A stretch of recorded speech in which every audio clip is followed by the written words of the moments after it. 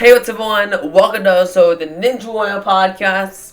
Tonight, we are going to be covering the 3rd, 4th, and 5th episodes of the ANW 16 qualifiers, and finally wrapping the qualifiers up in general. Okay, so we're here to talk about the final 4 rounds of qualifying. God damn, we have 4 rounds of qualifying. I just realized that. You just realized that? Yeah, today is going to be a chore, let me tell you, because we have 4 qualifying rounds, and 2 of them I have nothing to say about, mostly. Not much to say about, anyway.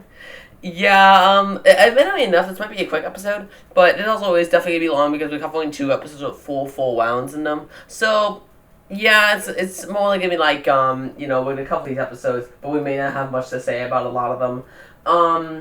Yeah, so I guess just to start off, episode 3's first qualifying round, the 5th qualifier. This episode was pretty disappointing if you ask me. There really wasn't much about it that was interesting or really of note. I think the first thing to know about it is the fact that there were no new obstacles in either one of the courses that we are gonna see. The obstacles we've already talked about and seen in previous episodes, which is, like I just said, really disappointing. Yeah, so, even though, even with the whole, season 15 buffer when I can use obstacles from that season, it is still falling into the trap. It is still falling into the trap of, reusing obstacle layouts because there are 2 rounds on each course, and it feeling, the same. And that's really maddening to me. It annoys me. Yeah, and I think even more so now, we really needed them to air the 8 qualifiers that were held together. Like the ones with the same course, they should have been aired together. Yeah, exactly. Like even more so now, like you just said, because it would have meant we had a new course every week, not like, the same course 2 weeks later. Like, I think it's also, like, even with the hiatuses, it's still, like, fresh in our minds, too. So, like, that's annoying. Yeah, real quick, the obstacles for the first qualifier of episode 3 were pole vault, wing chaser, which still good to see that back, but again, we've already talked about spinning bridge, heavy metal, the cubes, the warp wall, and the mega wall. Well, that's it. Again, not that they're bad obstacles or anything, it's just really unfortunate we don't have anything new to talk about and give opinions on. Yeah, and it's kind of unfortunate as well, definitely. And the second course is even more, boring, but, we'll get there. Yeah, and again, like we just said, they're not bad obstacles. Just the fact that, because we've already seen the layout, we've always seen these obstacles before, there's nothing more to say. It's just kind of annoying. Yeah, so let's just get with the first one of the night.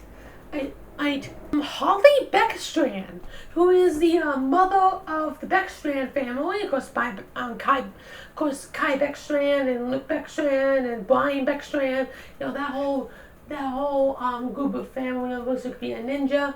She is the mom, and she had the most copy and pasted segment ever about being a mom. And quite frankly, I don't think I gave a shit. It was actually really boring. Yeah, that was the most rude thing ever. What do you want me to say? I mean, it was just supposed to be like, yeah, being a mom is so interesting. Like no, that's not what we come here for. That's not what we watch Ninja for. We're here to see. It's the reason why we gravitate towards the show. Hold on, just picture you for a second. If you weren't a fan of Ninja Warrior now, would you two still be interested in, find Ninja interesting if you had popped on this latest season of the show and that was your first exposure? Yeah. I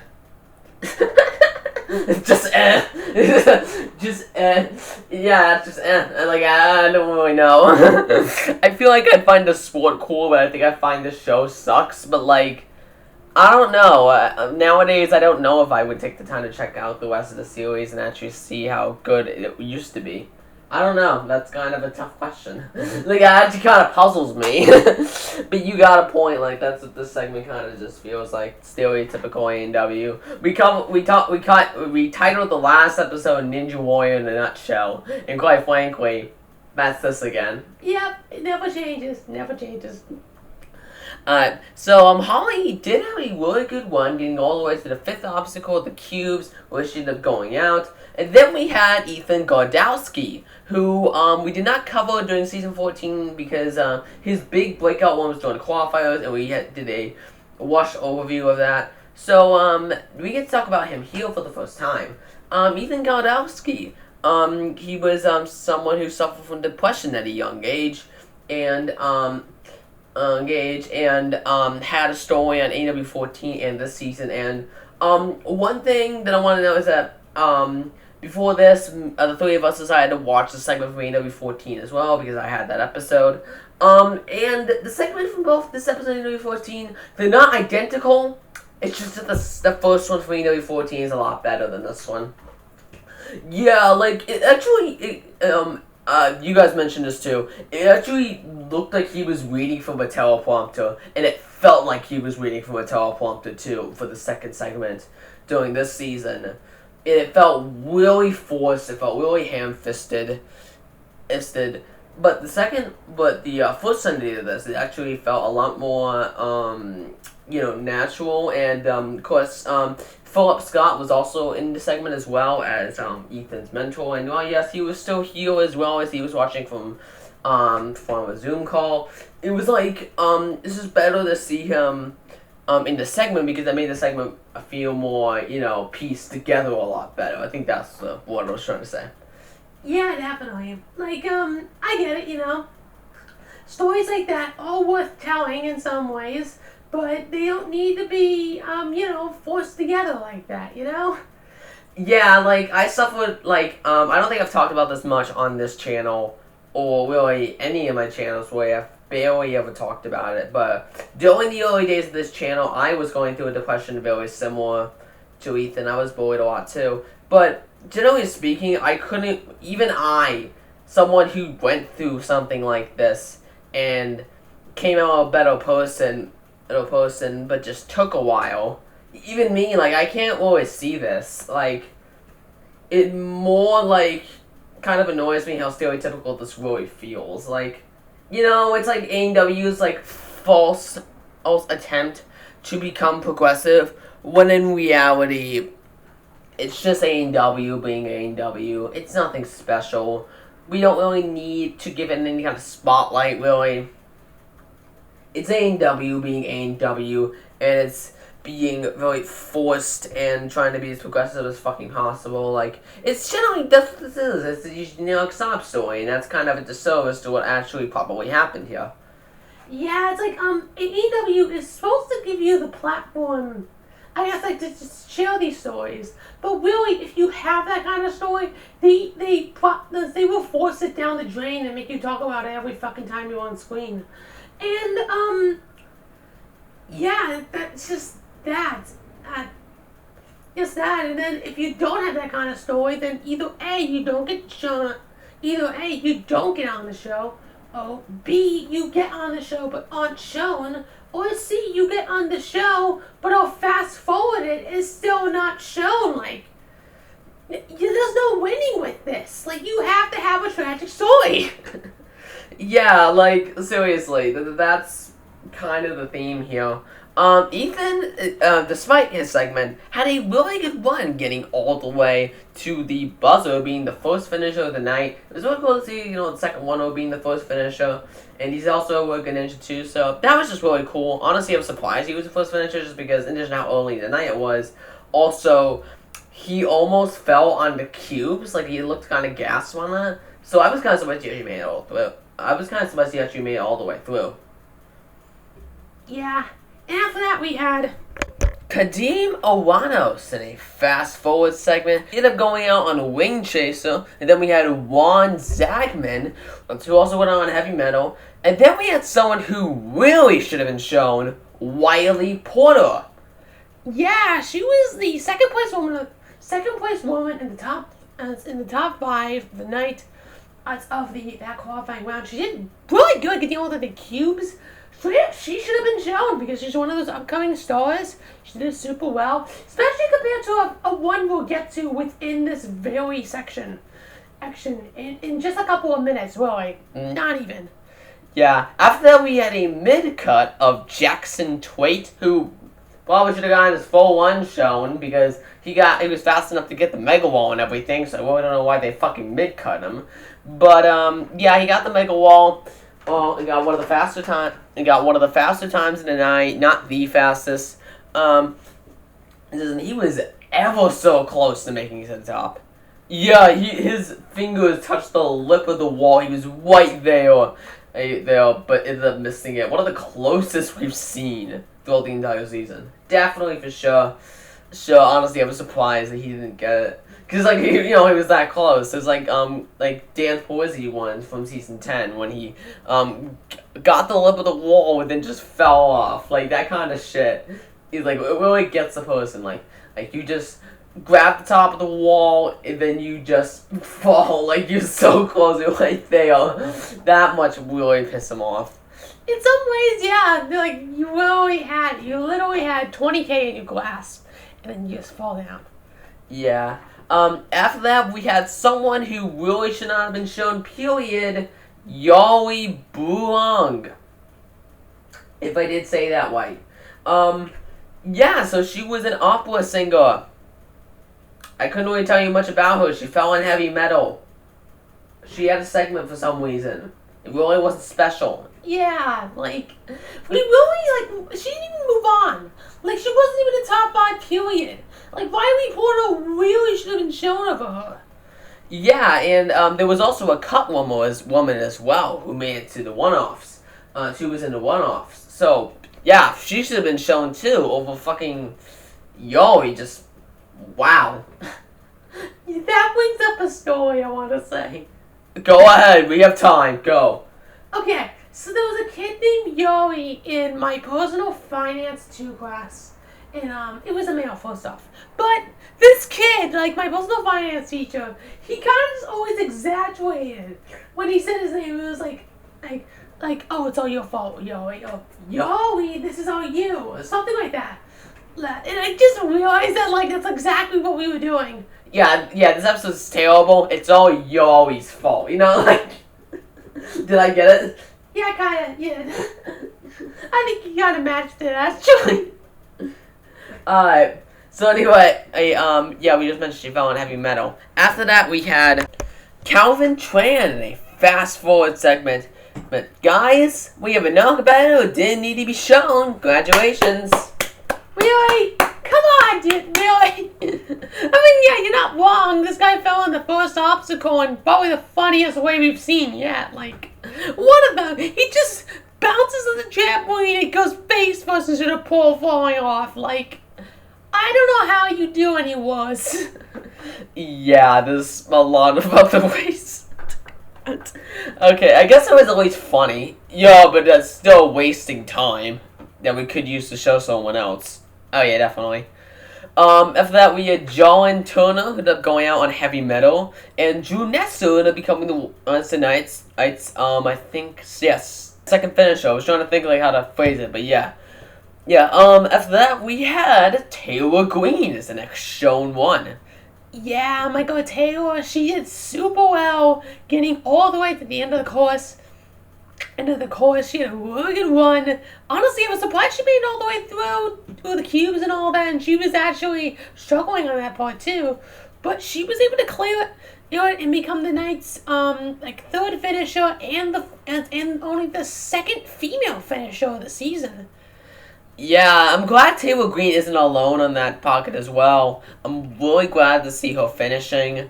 Honestly, it was a really good one to see. Taylor Green, as we mentioned last season, she has a lot of potential. Honestly, I want to see her finish stage 1 this year. That's what I'd love to see. Oh, frick yeah. Like, I wanted to see her do it this year, last year. I wanted to see her do it last year. But now, more than ever want to see her do it this year, of course. I think it'd be really cool since we haven't had a female finisher since LeBlanc. Like, I think we need that at this point. Yeah, definitely. I can't say how well a woman would do on stage 2 thanks to the races, but honestly, weirder things have happened, so I think they have a really unfair advantage here that we could see a woman on stage 3. Yeah, I feel like it's more likely that the dumb rules will probably carry them over, but it can happen. We've seen women finish stage 2 in the past doing the specials. So, it's not like it can't be done. I would, honestly, I would love to see it. Definitely. After that, we had another fast forward segment featuring Jalen Bennett, who was Austin Gray's girlfriend. She ended up doing really well, going out on heavy metal. Going out on the cubes, and then we had Donovan Matoyo, who ended up going out, and who ended up clearing the course, getting revenge over last year, where he fell shockingly early in the qualifiers. And then we had someone else who really should have been shown in full, Luke Beckstrand. Yeah, so show him over his mom, because Luke Beckstrand had an incredible one, getting all the way to the course and finishing it. Yeah, I was surprised he was even old enough to compete at this point, but yeah, I was really happy to see him. Definitely.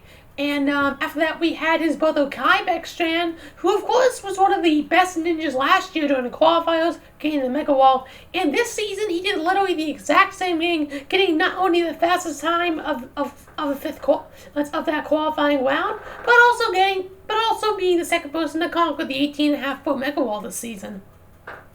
Yeah, there wasn't really much to say about this one. It was just a blow. He made the course look really easy. And I was really good to see Kai once again. And I cannot wait to see him back on stage 1 so he can maybe get revenge on the Jumping Spider. Oh yeah, that was probably the most shocking fail last season. So, yeah, that definitely needs to be shown. Definitely, for sure. See him conquer the Jumping Spider. Yeah. Anyway, after that, we had another fast forward segment that basically just featured LeBlanc's threesome, but not Jesse LeBlanc. Yeah, so we had LeBlanc's student Maggie Owen going on heavy metal, not moving on, kind of surprise there. But even more of a surprise, Chris DeGangi, who had a rough run throughout the course, and then fell on heavy metal too. So he wasn't moving on either. Yeah, that was really unfortunate as well. And then we had Mike Salensi, a good friend and training partner, who ended up completing the course as he usually does. And then LeBlanc just doesn't compete, even though she's live there watching everyone. She may be pregnant, or just, I don't really know why she isn't competing. Yeah, well, yeah, we were told they're trying to start a family, so maybe she's pregnant? I really don't know why you wouldn't compete. I don't get this at all. Yeah.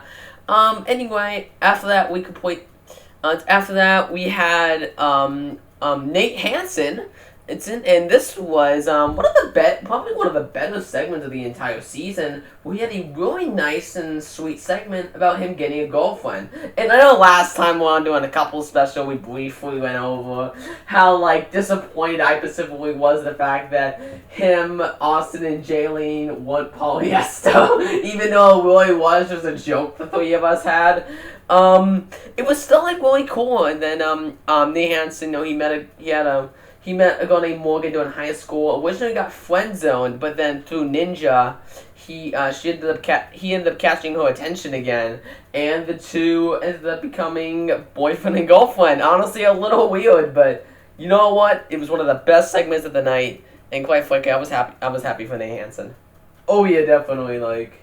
Hands down, this was such a smooth segment. It was actually really nice to see something actually kind of interesting. Fortunately, Nate Hansen's run was not good because he ended up going out on heavy metal, landing him in the 13th place with Austin Gray left to run. Yeah, so Nate Hansen went out super early because he was trying way too hard to get the bar on heavy metal up instead of horizontally across. So he fell, and that left it on Austin Gray. With Nate in the 13th place, Austin Gray knocked him out and ended up getting the third fastest time of the night. Not getting the Mega Wall, but still having a really good one. Honestly, Austin's one had nothing to note about it aside from that. Just the fact that he knocked out Nate Hansen. That is just sad. Yeah, but you gotta do what you gotta do in order to stay alive in the competition. It's unfortunate that they ended up falling. Definitely one of the bigger shocks of the season for sure. But after that, we had the one-offs. We started off with a race between Brandon Vanna and Jesse Mara. Initially, these two were not shown, but they were shown during this segment, the full ones, fast forwards. Brandon ended up, both of them ended up going out on the cubes, ended up being in the 12th or 13th position, so they ran the one-off. Not much of a race, because Brandon immediately fell on the flying shelf grab. Bravo! You know? Bravo. I mean, he at least made it to the 5th obstacle. Yeah, but still, you ain't gonna give a good race, you ain't getting approval from me. Just saying. Then I guess the next round of competitors aren't getting me. The next race isn't getting you approval either. No, it's not. Judith Caro and Holly Beckstrand. This race was also pretty disappointing, with Holly falling on the wing nuts and Judith ended up winning. Judith was also completely cut from the broadcast as well. Actually cut. Her one was not shown. Brief snippets were seen during her segment, but nothing concrete was shown. She ended up going out on the cubes. She had a good one. One cool thing to note about her as well, she's also one of the top competitors on Australian Ninja Warrior, which I think is a first for someone who wasn't an American citizen who flew down and was allowed to be on ANW. They are usually quite strict about that, but if I'm correct on this, and I could be wrong, Judith probably lives in Australia and was allowed to come down and compete in ANW. That's the first time they've ever done that. Yeah, either that or Australia allows her to compete either that or Australia allows her to compete while being an American citizen. I mean, yeah, that would make more sense to me because of the fact that they're the same company and corporation and whatnot. But they produce ANW in Australia and Ninja still, just the fact that that's the case, I think that's cool. They let a foreigner on either show really like that. Yeah, definitely. So Judith ended up winning the race, going out on sideways. And after that, we can move on to the second qualifying round within episode 3. Yeah, so as we mentioned before, there were no new obstacles, complete new obstacles in this round. The obstacle lineup was Polvo, wheel-to-wheel, spinning bridge, heavy metal, jawbreakers, and the wall. Honestly, one of the more boring courses, but jawbreakers and heavy metal are still hard obstacles, so quite frankly, it's not like it was a bad night or anything, it just wasn't really all that interesting. Just the obstacle lineup, because we've seen them before. Yeah, definitely. So the first winner of the 6th qualifying round was Sydney Yee, who had a story about just her high school career and how she's an overachiever and how she's the youngest competitor of the season and whatnot. She actually had a pretty decent one, getting all the way to heavy metal, and due to the low amount of women competing and and that was actually enough to get her into the one-offs. So she ended up competing for her spot in the semis later on. Yeah, it was honestly it was a pretty decent one to see, actually. She had a little bit of a stumble on the spinning bridge, but it was fine. You know what? It may not sound interesting, but I actually kind of enjoyed it. Yeah, and then we had another one of the better segments of the night, Xavier Dancer, who got no showtime during the season 14 when he last competed, but now is getting all the showtime in the world with a full-on segment and everything. Honestly, I'm so glad this guy is getting some sort of justice with this. Oh, hell yeah. Xavier, he did Super Bowl season 13. Season 14 was a little bit disappointing. They also showed little snippets of his one from season 14 qualifying, which was cut. But it was just really good to see him finally get back to full standards, and he ended up becoming that night's first finisher. Yeah, so Xavier, I'm really happy to see him finally get some showtime and move on, too. Yeah. Anyway, after that, we had a whole slew of ninjas who honestly didn't really need to be shown. Not really, no. We had Keo Wakeler, Frances Theodore, and James Burns, who all went out on wheel-to-wheel. Honestly, this is just wasting time. Yeah, and honestly, I feel like only one of these ones really could have actually been shown a good way. That's being James Burns, who ended up failing wheel-to-wheel after not letting go on the first round of the first wheel and not being able to get off it. That was probably only shown because of the ninja after him and the kind of one he had, James McGrath. Yeah, this is some real flashbacks. First off, he had that annoying spot flash screen from, that usually curses most competitors when they get it. And, there was no exception here because James McGrath, ended up missing on the wheel-to-wheel just like James Burns. It had to utilize his legs to kick the thing back up to the start of the track. And somehow he was still able to clear, the obstacle. Yeah, honestly, one of the more incredible saves and probably one of the best moments of the season. Like, probably by far my favorite one we've seen. Oh yeah, like from a top veteran and one like that, like I was on the edge of my seat for that. Like, oh my god. Yeah, and on that tangent too, it also is really similar to David Campbell's one from seasons 12 and I think 14 as well on Lunatic Ledges. Oh yeah, why that too? They're both for similar cases. You are absolutely correct. Yeah, as I mentioned, McGrath was able to save it on wheel to wheel, and aside from that, he had a pretty slow one, getting all the way to the end of the course thing before hitting the buzzer. Jason McGrath was probably one of the funniest finishers because at the end, he had like the slowest time of the night by a huge margin.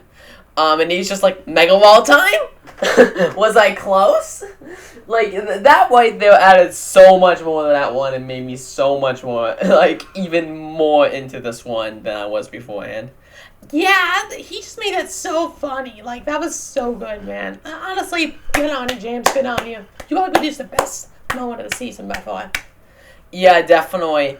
After that, we had the next fast forward segment, that being McKinley Pierce, who ended up falling on the second obstacle, wheel to wheel. And then we had Anna Kenyon, who ended up going out on, the spinning bridge. And then, and we had Gavin Obey, who went out on Jawbreakers.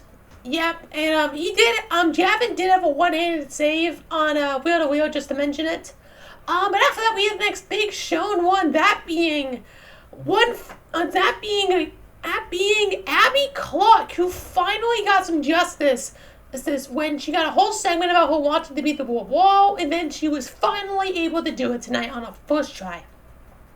Honestly, I think the second was a little bit dragged on, but you know what? I was excited for her, so that was pretty cool.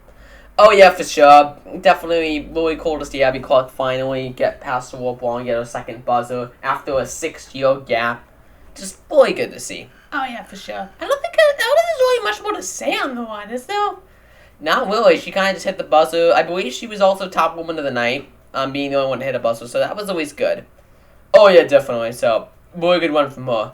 And after that, we had Dave Kavanaugh in a fast forward segment. Yeah, Kavanaugh. I was surprised to see him back, but I was actually kind of glad to see him back too, because we haven't seen him since ANW 14. He really hasn't had a strong season since ANW 11, so really good to see him again. Yeah, unfortunately, that streak of not so amazing seasons did continue because he ended up going out on what's its name? He ended up going out on the spinning bridge. Yeah, it really does suck, actually. Like, I was expecting Kavanaugh to do really well when I saw him. I was like, oh, Kavanaugh! Then he's in the water. I'm disappointed. You just seem so upset. I'm not really that upset. He's not the most known ninja in the world, but, he's a veteran. And at this point, I want to see any veteran do well. Yeah, definitely. After that, we had Brittany Durant, another veteran who ended up going out on heavy metal. And then we had Captain NBC Jamie Wan. Yeah, of course. If you guys don't know, this is my favorite ninja, Jimmy Wan, just because of his the way he dresses and the showboard way. He's a very unique ninja, and that's why I like him so much. Unfortunately, he wasn't able to clear the course. He went on Jawbreakers. Because on that last move is really unfortunate. I really wanted to see him hit a buzzer again, especially after last year's unfortunate performance, but he wasn't able to do it. Yeah, but he's still moving on, so really amazing to see Jamie Wan. And then we had Emily Gardner, who ended up going out on, I think, heavy metal. Yeah, and after that we had our boyfriend Kevin Rodriguez, who got one of the fastest times in the night, with a clearing with 1:07 left on the clock and finishing the course. And yeah, he ended up getting a shot at the Mega Wall, though he ended up missing, unfortunately. And then we had Jesse Owenshine, who honestly did not need to be shown. Was fully shown. He was in the top 13, so I will say that they should show him, period, but not in a full one. Yeah, well, it wasn't necessary. You got a big segment of him being a children's book author and him being Jewish and whatnot. Yeah, the only thing I can really say about this segment is I watch these episodes with my dad every week, and he was just when we saw the covers of these books, and he was just like AI, referring to the pictures and the books themselves. Because I already read these books, but like it's really likely that they're AI generated in his mind. I'm not saying that they are, just in his mind he's like, they all look AI generated. Yeah, really? That is actually pretty funny to me, wow. Yeah, that's just how the world is at this point. I mean, that's how the world functions, yeah. And after that we had, quite the run from Joe Mowalski.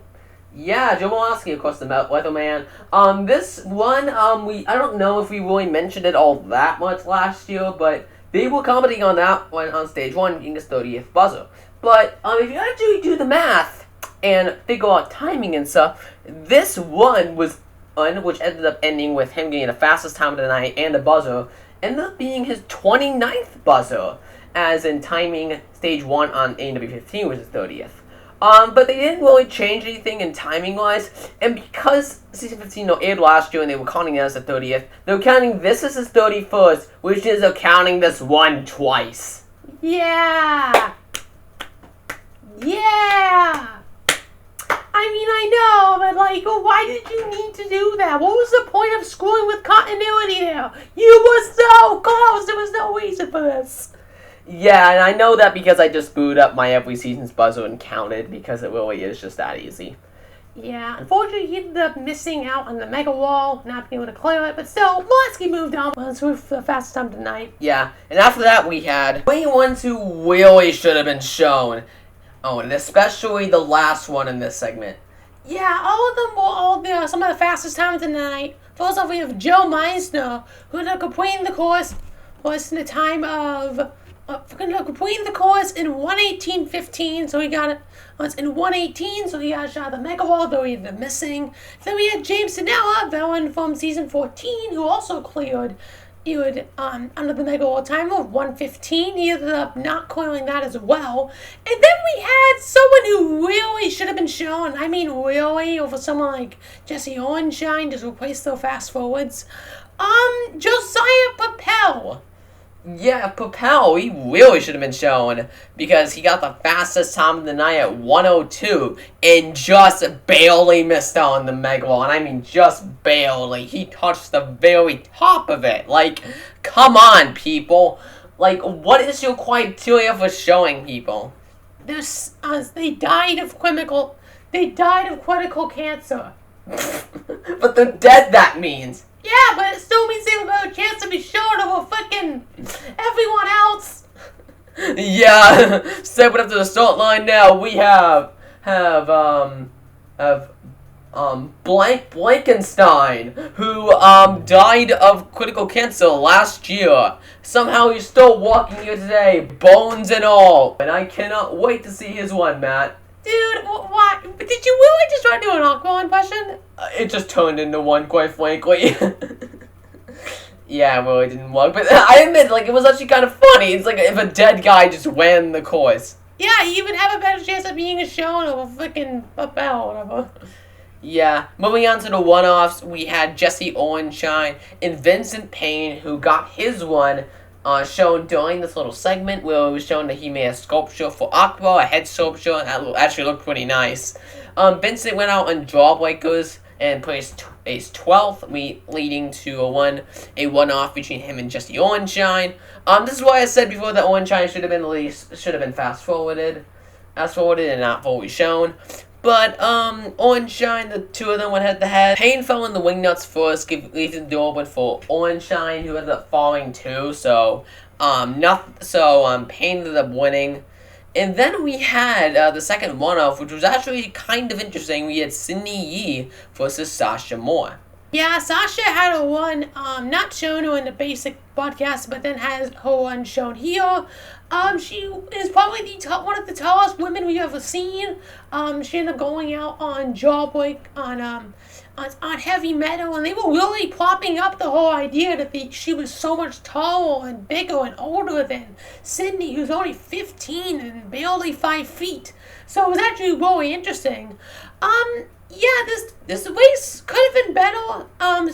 Sasha fell in the wing nuts, meaning Sydney was able to clear it and get the win. And Sydney had a really good run too, going out on sideways. But honestly, I actually kind of enjoyed this runoff a bit. Not as runoff a bit.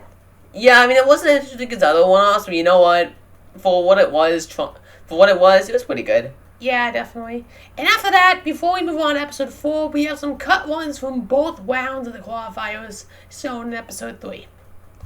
Yeah, so first off, going back into round 1 of the going back into the 5th qualifier real fast. We have David Tom Zamani, if I did say that right. He ended up becoming the clearing the course in 2:58.99. So unfortunately, and he ended up being cut, but got 7th place on the leaderboard. And then we had Colton Scuster, Jesus Christ, I couldn't say that, and Bailey Boyd, better from last season, and Bailey Boyd, who both went out on the cubes and got 10th and 11th place respectively, getting their ones cut. Yeah, and then moving on to qualifier 6, we had Verdale Benson and David Fleming, who both went out on Jawbreakers, taking the 9th and 10th positions on the leaderboard, getting their ones cut. And, yeah, I think that's it for those episodes, for those qualifiers and this episode as a whole. Yeah, honestly, it really wasn't that bad. Like, I think this one was actually pretty decent, and it had some really good ones in there, I think.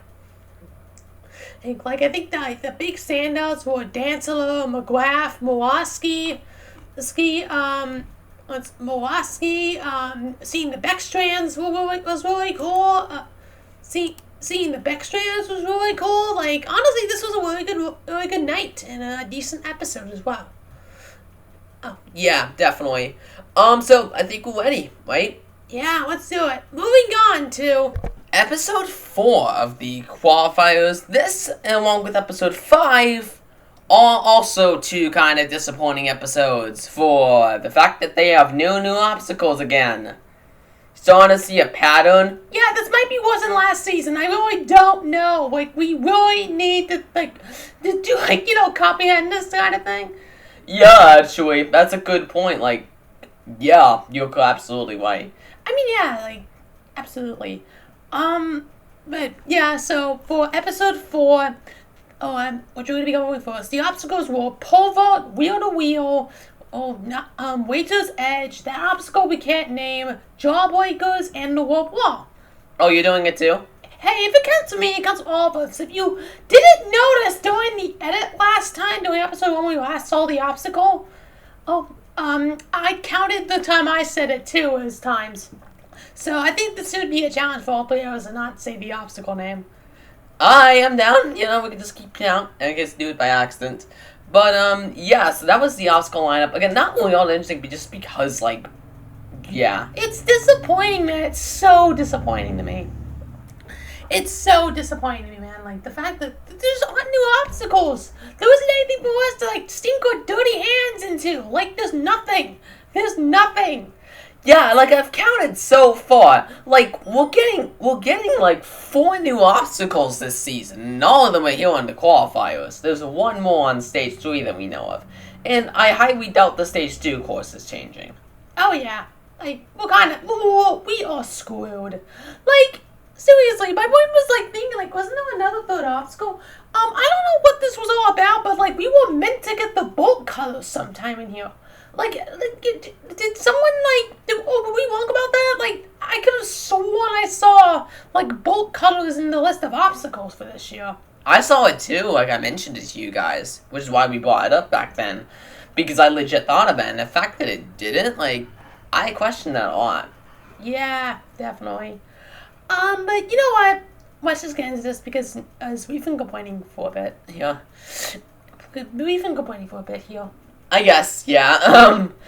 So first off, the first runner for episode 4 was Tom Simic, who had a kind of a charming story, actually, kind of wholesome, where he's a 70-year-old grandfather who got inspired to do ninja by his granddaughter, and he actually isn't all that bad as a ninja. And honestly, well, yes, the segment could be better. It actually wasn't all that bad. I can't say I didn't somewhat find it somewhat interesting.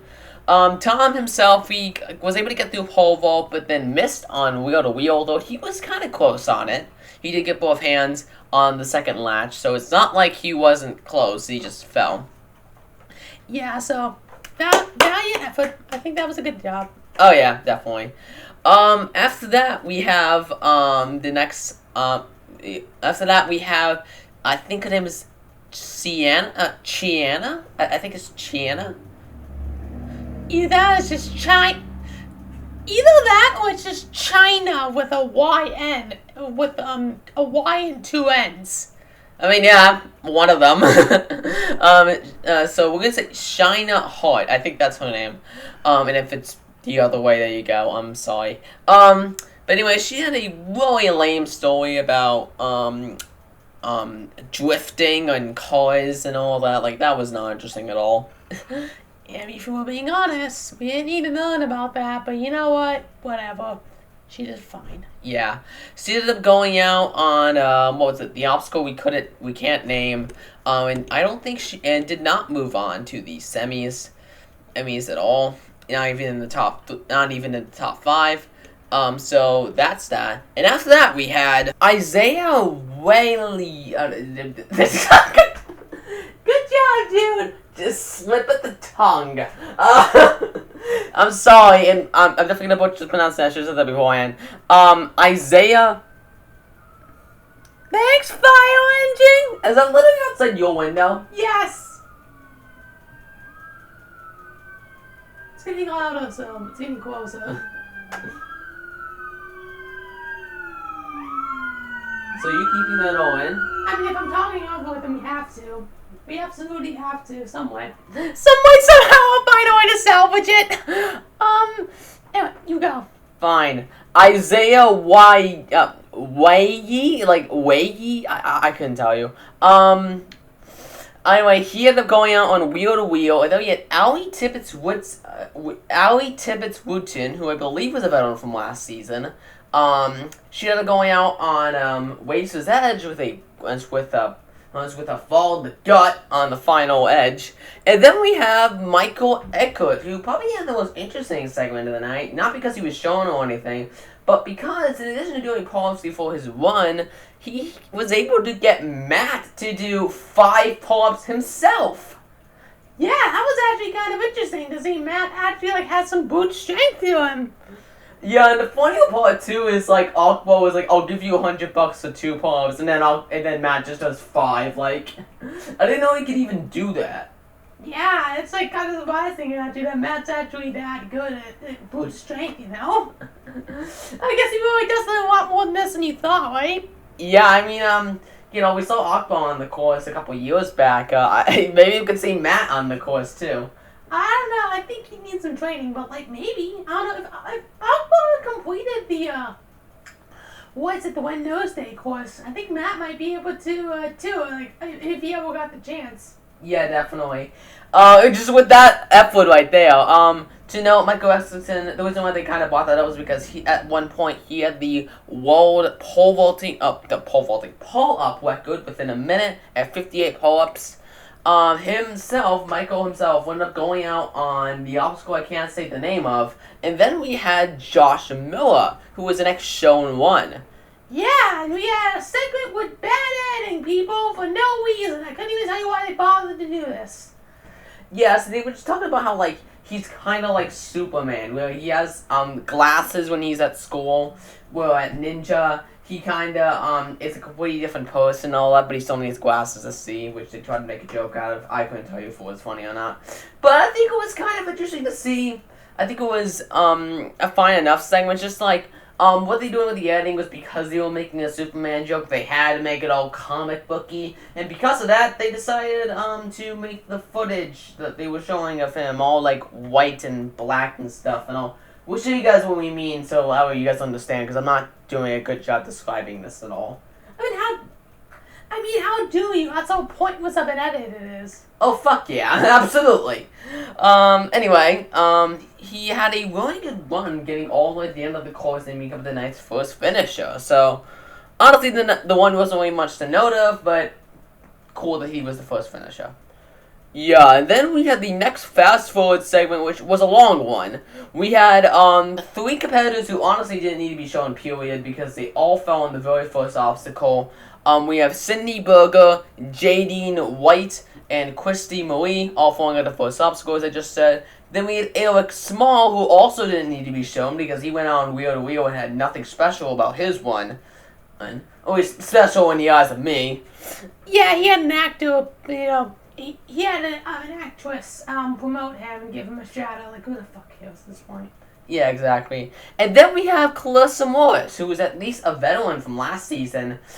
She ended up going out on Not Wager's Edge, and that was kind of unfortunate for her. Yeah, actually, I was a little bit surprised, actually. I will admit that. Yeah, but anyway, after that, we had the next shown one, who was Chris Mazer, who honestly deserves that mispronunciation I did there. Oh, you're not gonna have me cut that out? Okay, cool. I was thinking, oh, now, but then you just put it in now. Yeah, so he was another one of the annoying Olympians who got the show off this season. Guess where we fell? Any takers? We literally just watched the one, so it literally would be cheating if we said so. I guess so, yeah. He fell on wheel to wheel and had, honestly, well, yes, it might have been entertaining, a segment about, I think it's called leeching? Like leech boarding or something like that, I don't know. It actually looked like a scary sport, admittedly enough, having to lay on your back and go down a slide. But generally speaking, we did not need to show him. Yeah, give him a fast forward segment, please. People like this, I understand, just give them a fast forward segment. They don't need a ginormous segment taking time in the episode and everything. Just saying. Yeah. Yeah, definitely. After that, we had a veteran from a veteran who we haven't seen since season 14, Karen Potts, one of the top women from that year. She ended up having a segment about her softball all time and her being on a college, doing college sports and whatnot. After that, she ended up going out on Jawbreakers. Yeah, it was kind of unfortunate to see, but she had a really good run. I believe she was also the top woman of the night, too, so really good for her. Yeah, then we had one of the most criminal fast-forward segments we've seen in a while here.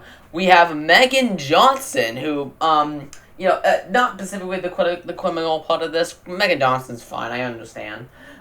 She ended up going out on, what was it? I think it was, the obstacle I can't say the name of. And after that, we had, her boyfriend, and the main reason why I'm calling this criminal, Kyle Soderman, who had a really good one, gained the second fastest time of the night at 1:23, and he was too slow for the Mega Wall, but they let him try it anyway, because who the fuck cares? This one's ANW. And, he actually clears it. Yeah, like a landslide. Literally, he probably would have gone like 20 feet or something. Like, Jesus. Yeah. And it's also interesting, too, because, again, he would have gone to 20K if he was just a wee bit faster. Yeah, and the fact that we actually know that is crazy. Yeah, and unfortunately, he's also the only person we even got to see try the Mega Wall, and it wasn't even a real try. Because, as we're gonna see coming up here in this night, no one got under the 120. Yeah, that's actually, I think it's the first time we ever had that, where no one tried the Mega Wall because no one got under 120. It's kind of unfortunate. It's probably why they let Kyle try it, so that way they had one person to show on it. Yeah, possibly. After that, we had, Carson Williams as a mid-cut. He ended up having a decent run, becoming the night's next finisher. And after that, we had Carson Voiles, who had the next show in one and segment. We haven't seen Voiles in a while, and there was a pretty good reason for that. Yeah, so this family's basically just cursed, because, in addition to having Carson just, have a condition where his stomach, his digestive system is kind of just closed off, so, he can't like digest foods and stuff, so he has to get his nutrients through an IV, which is very unfortunate. They also were kind enough to reveal that in addition to causing losing his father to a brain tumor, sometime I'm in the past. He also is his wife is also suffering from a brain tumor as well. So this family really is just cursed in the genes. Yeah, definitely. Well, I don't think it's in the genes. I think it might just be a coincidence. But like, yeah, you got a point. Yeah, just a note, like, if, like, I get what you're probably saying in the genes, like, father to, the next generation, that kind of thing, but, like, Hobie and Carson's wife had being from a different family, the genes would not carry over in that way. I guess, yeah, that makes sense, yeah. Okay. But I guess that makes sense. Like, I see what you mean, though, definitely. Wait, but I think it's more likely a coincidence from her side of the family as well.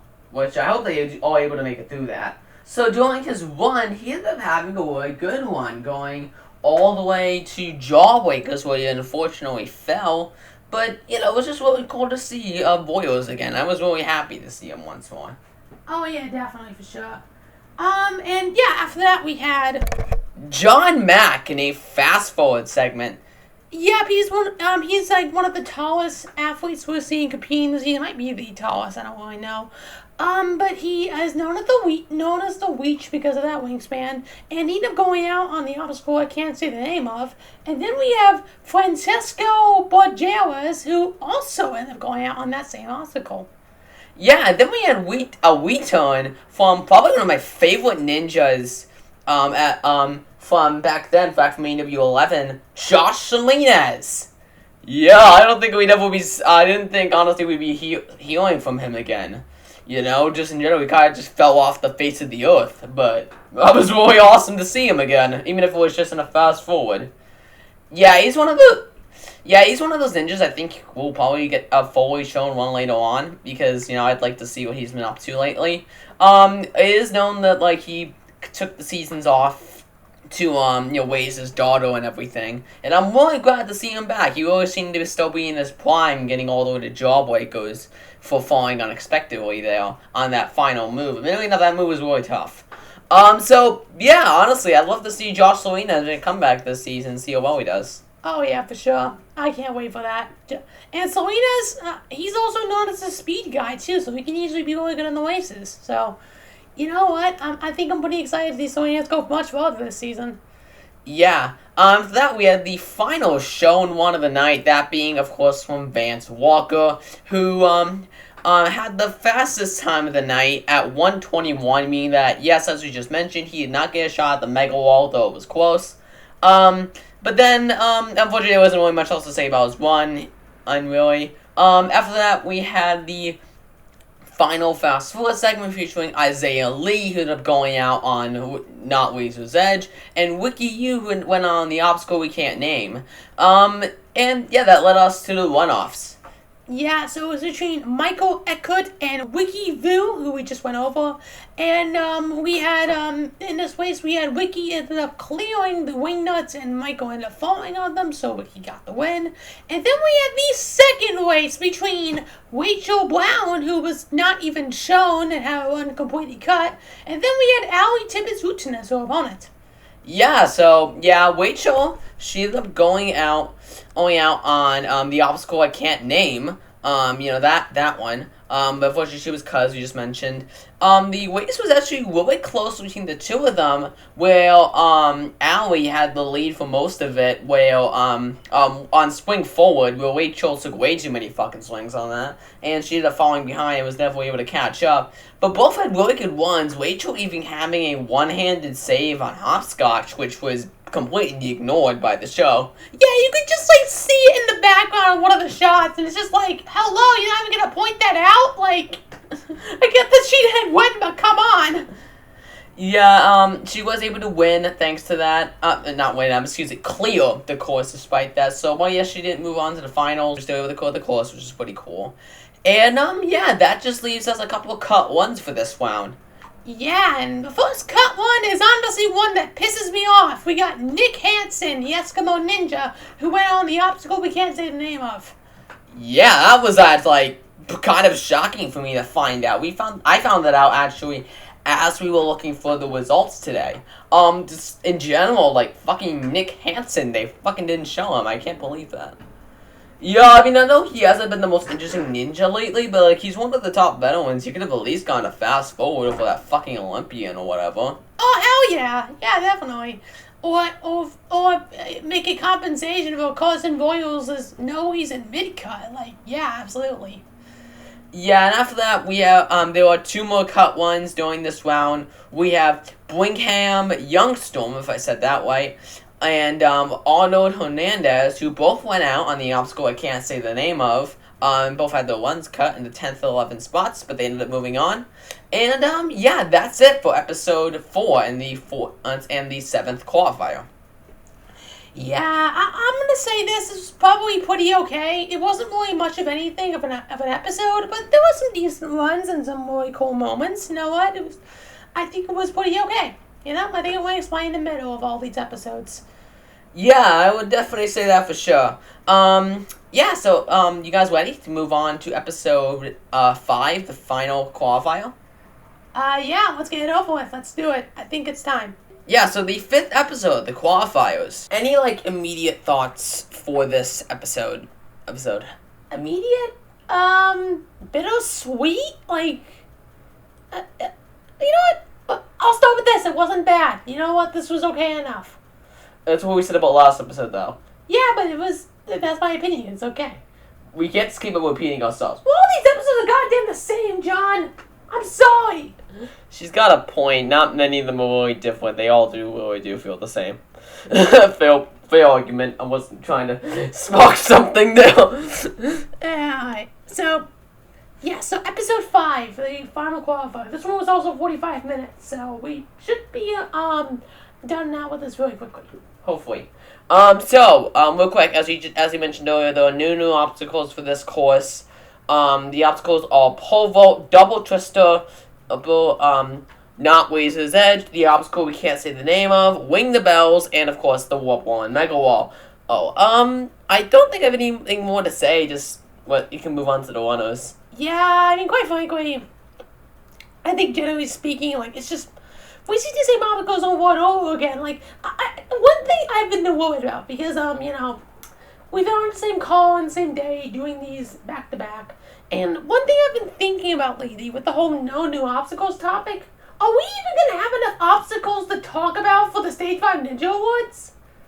I mean, quite frankly, maybe not, because, like, as I'm thinking about it, like, we've had, like, 3 new obstacles here in the qualifiers, and there's 1 more on Stage 3. But, like, what, like, are we waiting for a new obstacle? Like, we already know that, like, Stage 1 doesn't have anything, the semifinals won't have anything new. Like, what are we supposed to talk about?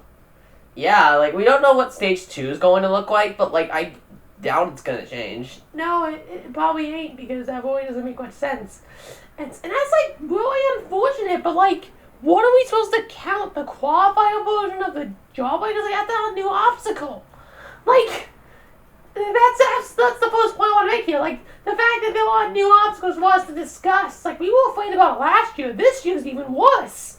Because it's in the same production year, they just use the same obstacles over and over again. I wasn't even thinking of it like this. Well, we thought at least, like, there'd be enough because, like, you know, usually they at least construct a few new obstacles, but because this is within the same year, absolutely, yeah. I mean, this is what I was talking about. Last year when we were talking about Season 16 and our worries and gripes about it, you were too. In that video, we were just, like, saying, like, there's probably only a couple new obstacles, and quite frankly, that couple was absolutely correct. Like, we may not even get all that many. We may not even get enough to fill in the quota for the nominees. And that's considering the fact that we're going to have to nominate the obstacle I can't say the name of. Like, I don't even want to nominate that. That thing looks so stupid. Like, you got a point. Like, I guess the concept is there, but, like, ugh. Exactly. What? Ugh. Okay. So, you guys ready to move on to the runners? Yeah, I guess so. Okay, so the first runner of the night was Jay Flores, who is a children's science teacher. They did a lot to try to make him entertaining. He actually did pretty well, almost getting to the end of Ring the Bells, but honestly, he didn't really do much for me. I think it was surprisingly entertaining for the first one of the night, but nothing really more than that, if you want my opinion. Yeah, I guess that's a way of putting it too. Good one on that one. And then the second one of the night was Jaleesa Hempka, first veteran from last season, who we gave a lot of praise to. Yeah. Yeah, Jaleesa! This was a really cool segment in one. I know we had a segment last year about her mom, and this was another segment about it and everything, but like, it was actually really interesting, and Jaleesa's probably one of my favorite female rookies from last season, so I'm really happy to see her again. Like, she's been doing super well. She did super well on this course, or it's getting all the way to Ring the Bells, and I think being the top woman of the night? Second top woman behind Jessie Graff. Why? Yeah, because she could play the course. I remember that, yeah. But yeah, it was really cool to see her, quite frankly. Really cool to see her, quite frankly. It was actually really, yeah, absolutely. And one thing I want to say too was like the fact that she was wearing hot pink with the hot pink shorts and stuff. That just looked amazing on her. Wow. look, I just think she's so cool. That's it. That's my case. Your case is you being really gay, okay. Of course it is! I'm a gay gal, of course. Every time. I have a bias against women, I just thought. Of course you fucking do. It's fine. You know what? Yeah. Anyway, moving on. After that we had... Ahem Amen in a fast forward segment. If I didn't just like completely mispronounce that because this guy's from Egypt. It's fine. Just go for it. Yeah, we're fine. So he ended up going out on Double Trust Story. Well, we don't know why we bothered to show him. Then we had Emma Pereira, who was at least a veteran from last season, who ended up unfortunately going out on Razor's Edge, though she still stayed within the top 5 of women. So she was still able to move on. She was still able to get a chance to move on via the one-offs, which we'll cover later. And then we had Caleb Doan, I believe. Doan? It's Doan. It's Doan. Okay. So Caleb Doan, who ended up going out on the obstacle I can't say the name of. And after that, we had the next shown one from Connor Galvin of all people. Yeah, I mean, Galvin, you know, it's kind of unfortunate because he hasn't been seriously shown since season 11, and he hasn't really been doing all that well since as well. But, you know, he only got the whole package, and that package means another fucking dog story. I'm sorry, I'm tired of this shit. I mean, at least this time around it was by a veteran, like someone we actually knew. Yeah, but like, I'm sorry, this kind of shit just annoys me, dude. No, I'm right there with you. Like, it's so copy and pasted. Copy and pasted from other segments you've seen, and quite frankly, it isn't even special. It's just a wholesome story and ANW being ANW, which happens a lot in this episode. Oh, fuck yeah, we're getting there. You know? Yeah. So, anyway, he had a really good one, being the first finisher of the night. And, spoiler alert, the only finisher of the night who was actually fully shown.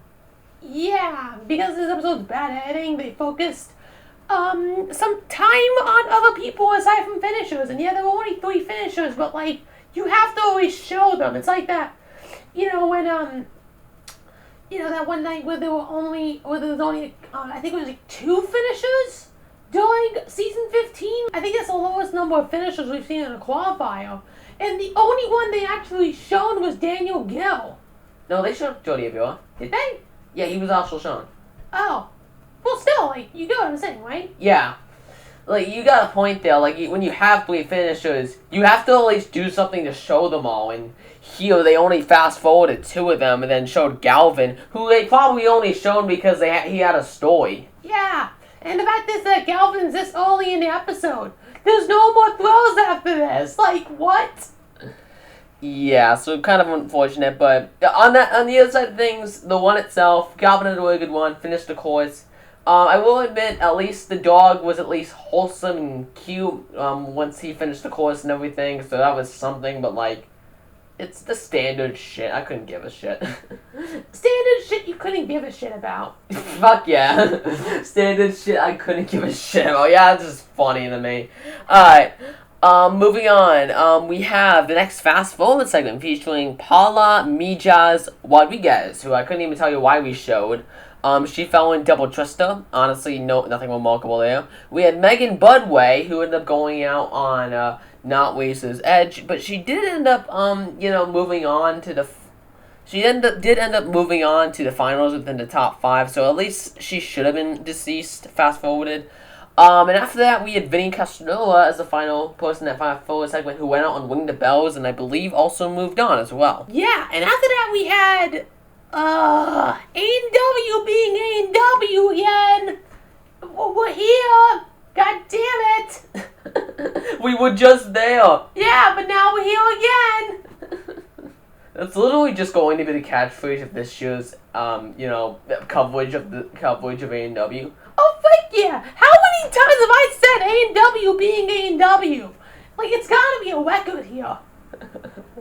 Like, oh my god, I've said that too many times. Yeah, exactly, but you're absolutely right. The next runner was Christopher Harding-Jones, a veteran from season 14, who, yeah, at least he was a veteran, but he literally got almost the same segment that he got from the previous years, where it was just him spreading the message of living wide about his dad. And yeah, I'm all about that kind of shit, but like, it's another case where it's all we fucking talk about, and I'm just like, I'd rather just see the one.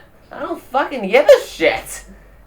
Yeah, they dedicate this whole, minute and a half long segment. Like, honestly, the editing of the show needs an overhaul. It really does, because they fast forward people who don't need to be fast forwarded. They fast forward people who shouldn't be shown, period. And then they fully show people who don't need full-on segments. I'm glad Harding-Jones was shown, and as we'll get to in a second here, I think he should have been shown. Oh, but give him a mid-cut or something, this is we don't need this ginormous segment that's copy and pasted from last time he was here. Yeah, for sure, and just to note too, the fact that so many ninjas were just not shown this time around as well. And this episode, I mean, they were kind of just trying to show the shocking fails, but they had 2 to show. They really didn't know what they were doing. Yeah, again, like I said before, editing overall, the show really needs that, because people like Kyle Schulderman, Ryan Stratus, especially later Enzo DeFore Wilson, Josiah Papel, so many people. I know all those people we covered tonight. All those people should be shown. And the fact that we just keep on getting this kind of shit frustrates me so much. Yeah, especially since these episodes are 45 minutes. That's even bigger of a problem. Oh yeah, absolutely. It's what you were saying earlier, how the editing needs to be more, tight and stuff. We don't need to focus on the competitive stories and whatnot, because no one gives a shit. This is literally ANW being ANW. You said it. And it probably wasn't going to happen. And this is literally no different. In fact, I'd argue this might be worse than last season, because there were so many segments that just copy and pasted from previous seasons. Oh my god. Yeah, I mean, you're not wrong. I mean, yeah, absolutely. So yeah, Christopher Harding-Jones, his actual one, this is actually probably one of the most shocking feels of the night, because he ended up going out on the obstacle we can't say the name of. That early, and he had plenty left. He was just he hopped on the first one, and then he just, when he was trying to go for the lache, his hands just slid right off. That was so disappointing. Yeah, put that on the most shocking fails video. I was actually, I didn't remember that happened, so my jaw literally dropped as we were rewatching this. Yeah, I might actually do that, because even though Christopher was not the most well-known ninja, it was still surprising, and plus, the way they paced it, yeah. I mean, they gave him a full-on segment and everything. You expected him to complete the course. Oh, yeah, definitely. So, by and large, I'm glad he got shown, but, just give him a different segment, man. Give him a more interesting segment. And I understand that's, his only story to tell, but, then just don't give him a segment at all, people. We don't need to waste time on it if we don't need to be told. It's as simple as that. Yeah. Moving on, we have another person who really didn't need to be shown, because it was Andrew East, who is the husband of another Olympian. Oh my god, I am dying here with all these fucking Olympians who don't need to be shown. Yeah, just like season 13, where like every Olympian who was shown went out like super early. And like I just said, it's ANW being ANW. ANW shows Olympians for no reason. I couldn't tell you why. Like, it just wastes so much time on these people. Like, seriously, I think I might call this episode back. Like, at this point, yeah. I feel like we've covered 4 qualifying rounds, so there's a lot of things you could probably call this episode. Yeah, but it's like the running thing between all of them. Just the fact that they keep on wasting their goddamn time. Like, I can't stand this anymore. Yeah. So Andrew East, I don't think we mentioned it, he fell on double twister, which is why we were saying he didn't need to be shown. Maybe fast forward him if you really need to show the Olympians, but like I couldn't really give a shit. Yeah, exactly. Just shut up. Yeah. Anyway, moving on. After that, we had Jeff Lotus in a fast forward segment. Yep. So he ended up going out on Ring the Bells, and it was in the top 13. After that, we had Bob Weiss, class veteran for the last couple of years. He ended up going out and winning the Bells, unfortunately, despite having a decent one up to that point. And then we had Caitlin Bookstrom, who ended up going out on Not Weiss' Edge, and she ended up going to the runoff. Yeah, that was actually kind of surprising, but kind of surprising, actually. Like, Caitlin's one of the bigger veterans. It was a bit not expecting her to go out that early. Yeah, for sure. Then we have her husband, David White, who is one of, once again, only a couple of finishers. Unfortunately, David White was not shown. He had a decent one, getting all the way into the course, hitting a buzz, as we just said, and even getting a shot at the Mega Wall. Though he didn't make it, honestly, I think he should have been shown. In some way, yeah. I mean, I understand. I think out of the finishers we did see tonight, I think he is the one that they could have fast forwarded and that would not have been mad. He would never a super remarkable one. But honestly, like, again, he's one of only a couple of finishers. Like, yeah, absolutely. Yeah. After that, we had probably the most shocking fail of the night by far, RJ Woman, who had a really amazing one who sped through the course like wildfire, and then fell and rang the bells because he was rushing. Yeah, that was really a wake-up call. Like a fucking, Jake Murray. That reminded me of him a lot during, like, Denver in Season 9. Oh, yeah, definitely. The last thing I was expecting was for RJ to go down. And, he's still moving on, thankfully, so he's fine and everything. It's just really unfortunate. Oh, hell yeah. Yeah, definitely. And after that, we had a fast-forward segment that honestly makes me grind my gears. First off, Dan Poise. Yeah, admittedly enough, like, Dan Poise, he didn't really have much of a fantastic one. They announced that this would be his final season, which I guess that kind of makes sense, him and Brandon to go out together, even if they couldn't compete alongside each other. The unfortunate part is that Poise fell on Not Weiss' Edge and is not moving on. So that's the end of the season right then and there. Yeah. I want the both of them to come back, just so that way that's not the end of their fucking careers. Yeah, like, especially Mio's, because, like, even if he didn't go on a balance obstacle, like, that was probably the most disappointing showing we've ever had from him.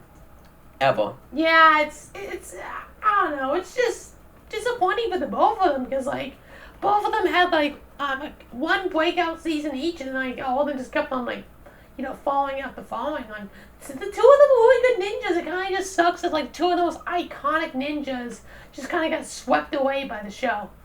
Yeah, in a way, definitely. So, yeah, that was Polizzi. After that, we had Booty Cothwin, who we haven't seen compete in a while. He, of course, is one of the older ninjas as well. He did really well for his age, getting all the way to the obstacle I can't say the name of. And ended up going out there, though not moving on. Still, really impressive that he both got shown and had a really good one as well. Yeah, and after that, we had someone who really should have been shown, Wyatt Stratus. Yeah, Stratus had a really good one on got all the way to Ring the Bells, where he did something similar to ANW 9 on stage 2, where he missed out on the swing. It's where he missed out on the first jump to the bells, like when he hopped on the tramp, he could usually make the jump from there with momentum. He tried to go for it, but hesitated, and from there he could not get off the first bell, and then eventually fell there. Honestly, really unfortunate. Yeah, I mean, I kind of get why they didn't show him, because, like, that was kind of a time waster, admittedly enough, but, like, come on, it's Stratus. Yeah, and we're gonna get to it here, but, like, there was one specific one I want to talk about with that whole showing people who really need to be shown, that kind of thing. But tonight, yeah. After that, we had to collect an arrow from last time. Yeah, so during the last take, we would talking about all about there's only 3 finishers tonight. That was because we forgot about Jesse Graff, who ended up finishing as well. Graff had a lot of odds that, like, took her away. Like, for example, not getting a segment, but instead getting that usual flash screen that cursed competitors. And technically speaking, it still cursed her because she had to stumble on Razor's Edge and almost failed there. Yeah, thankfully she made it and was able to hit the buzzer. So, yeah, she was a finisher. And, yeah, so technically they showed 2 out of the 4 finishers. But still, I feel like the next finisher we'll get to in a second here really should have been shown. Always shown over a lot of detail than just who got fast forwarded and stuff. Yeah, definitely. That was just a graph. After her, we had Chris Staples in a fast forward segment. Yeah, he's another ninja who I don't really know why he showed, because he didn't even really do all that well. No, he went out on Not Razor's Edge. Let's just move on to someone who we really have something to say about. Enzo D. Ferrari Wilson, who got fast forwarded and had the fastest time of the night. Guys, what the fuck? Guys, what the fuck? Yeah, seriously. Enzo should have been shown. Like, what the hell? Why didn't you show him over fucking Angel East? Or, all the fast forwards that we didn't need to see. Like, goddamn, there were like 5 different fast forwards who went on the second obstacle this week. On this night alone. We could have cut those people and just shown Enzo. And goddamn it, Enzo should have been shown, full segment, everything. Yeah, absolutely. But that he did so well is definitely the reason for that. And Enzo, of course, he got a shot at the Mega Wall with a time of 1:10, so he got a shot, and while he didn't clear, he was close. Quite frankly, Enzo should have been promoted throughout the night as well. Oh yeah, like, seriously, what the fuck? And, like, just, like, showing people over others, like, this is, like, honestly, I feel like this season's worse with that. Like, there's so many times. Because they have to cut the qualifying rounds in half. They're just doing a terrible job showing people. The editing room needs such an overhaul. Yeah, like, if I had access to all of the footage, I would probably just re-edit all these episodes together myself. I mean, yeah, at this point, absolutely. I mean, they need it. They deserve it. Like, yeah. It's annoying. It's really annoying. Like, it just pisses me off. I think I've said this so many times. Like, we show the people who needs to be shown, not the fucking people who fall on the second obstacle. Or the third, or just the people who don't move on. Focus on the top 13. How hard is this? Yeah, exactly. Moving on, after that we had the men's one-offs, who had 2 ninjas who we weren't shown beforehand, Cal Blahores and Josh Wag, who, well, yes, we did get the one shown as a both fell in the obstacle we can't name. It's annoying because, like again, we need time to get introduced to these people. We don't, even if they're just fast forward, that's fine. Just don't introduce us to Healing now, because we're not gonna care about these 2. Yeah, I mean, Cal we know from Ninja Junior, but not everyone's gonna know that. Like, god damn, like, we need, like, they need to introduce us to these people, like, in the beginning of the episode, so that way when they fall and are in jeopardy of not moving on, we're, like, kind of worried for them and actually kind of care. Yeah, these kind of people should get segments of their own, who, on the one-offs, because, yeah, I understand we don't have time to show them all, but at least, like, show them all in general, like, doing fast forwards and whatnot. That way we at least know they're there and that we're in danger of moving on. Like, don't introduce them right now. Now it's just too little too late at this point. Yeah, I mean, at least it's actually showing the run, but yeah, that's absolutely okay on that. So, the two of them, there was actually kind of a close race where the two of them, Cal was ahead of Josh, who still kept the steady pace and was so close behind. So Cal had fell, Josh would have won because Josh would have definitely had a chance to win. Cal did not fall. He actually finished the course first.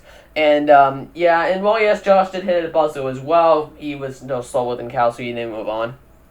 Yeah, and then we had the women's runoffs, which had Caitlin Bergstrom White and Emma Puebla, who were at least shown, both of them in fast forwards before this.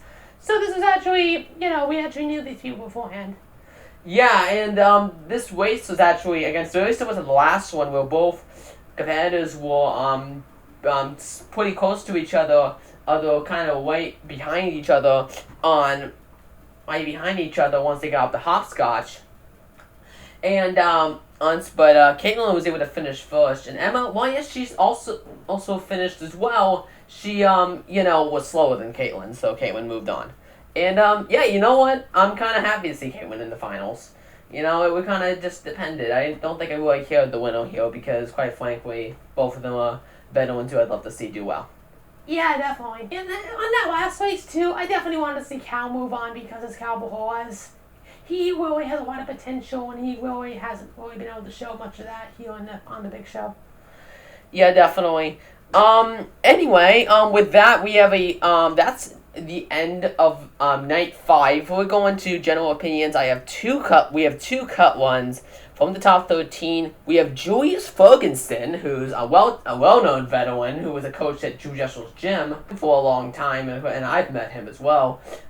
He definitely should have been fast-forwarded at least. He fell on winning the bells and was 4th place, so yeah. And then we had Josiah Singleton, who was, of course, a veteran from season 14, who ended up going out and winning the bells as well. And he was also cut, as we just said. Yeah, and that does it for the qualifiers of ANW 16.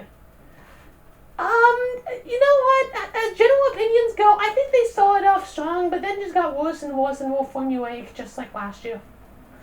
Yeah, one thing I will say too is, I think the course layouts were much stronger this year. Even if, we saw the same obstacles over and over again, the general layouts, ignoring the fact that we've seen these obstacles before, they were actually pretty decent, most of them. Yeah, I think, in general, I got sick of seeing obstacles like jawbreakers and wheel to wheel. But, in general, I think they did a pretty decent job for what the paywall was. It was fine, you know what? I think, honestly, these qualifiers were way better than last year. But I know they ain't saying much, but I think they were a lot better. Yeah, and I'll even say, too, they were better than Season 14's. You know what? That's a statement, too, because, quite frankly, Season 14 qualifiers kind of sucked, too. Those was, I think, honestly, Season 14 had way more impressive qualifiers just because better obstacles. But, you have a point there, too. Some of these were more entertaining than Season 14's. I understand that.